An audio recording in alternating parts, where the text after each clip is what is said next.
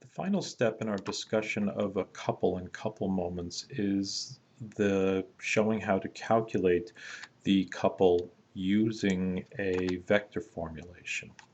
So in this particular case, we can take a look at the vector, the position vector that goes from the point of application of one of the forces to the point of application to the other force. Now, I'm only going to show this as calculated in this situation, but I will note that the vector that you formulate could go from the point of application of one force to any point on the line of action of the second force. You can construct this and figure out a number of points and prove this to yourself.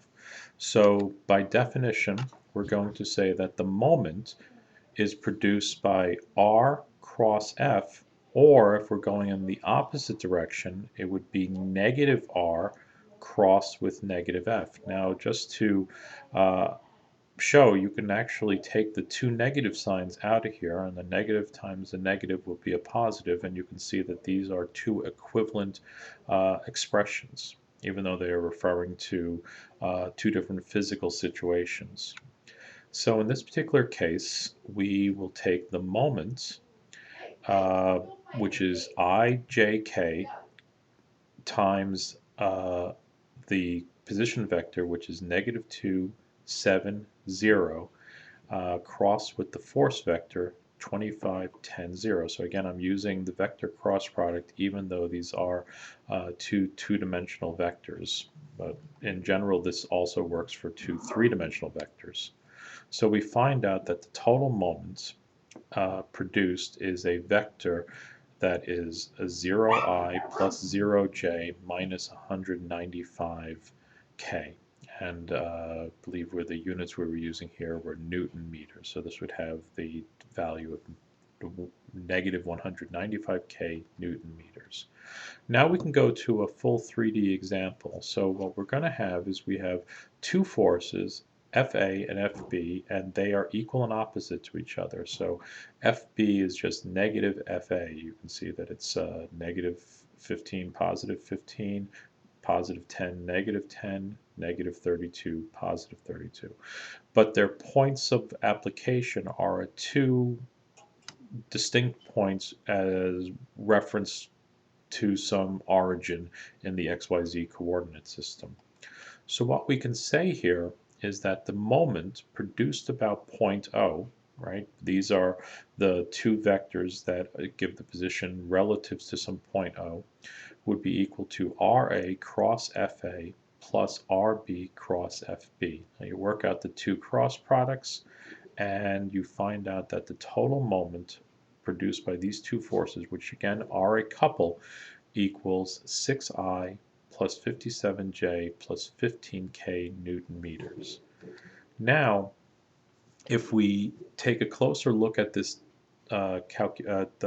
the cross product up here, where we designate the moment about point O, we can do RA cross FA, and now we can add to that RB, but since we know that FB is just equal to negative FA, we can write it that way. And what we can do is then we can propagate this negative sign through to be negative RB, and now we have RA cross FA plus negative RB cross FA.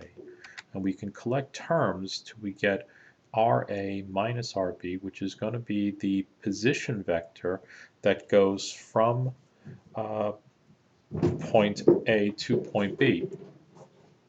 And we're going to cross that with the force vector FA.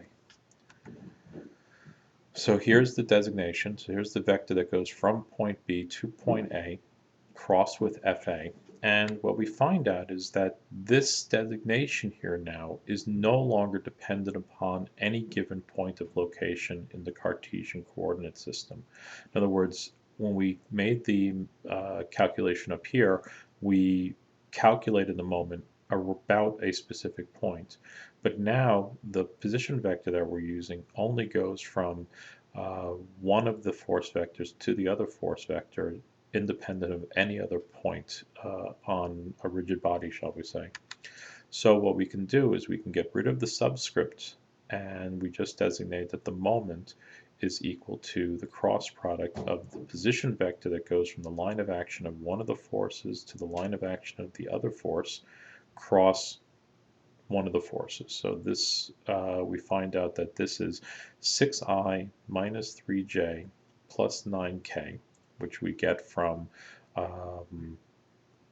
RA 2 minus a minus 4, that gives me 6, 4 minus 7, which gives me a negative 3, and 6 minus a minus 3 gives me 9.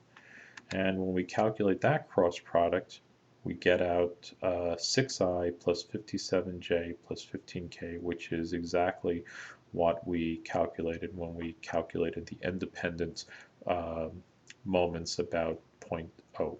So again, we're proving that this is a couple.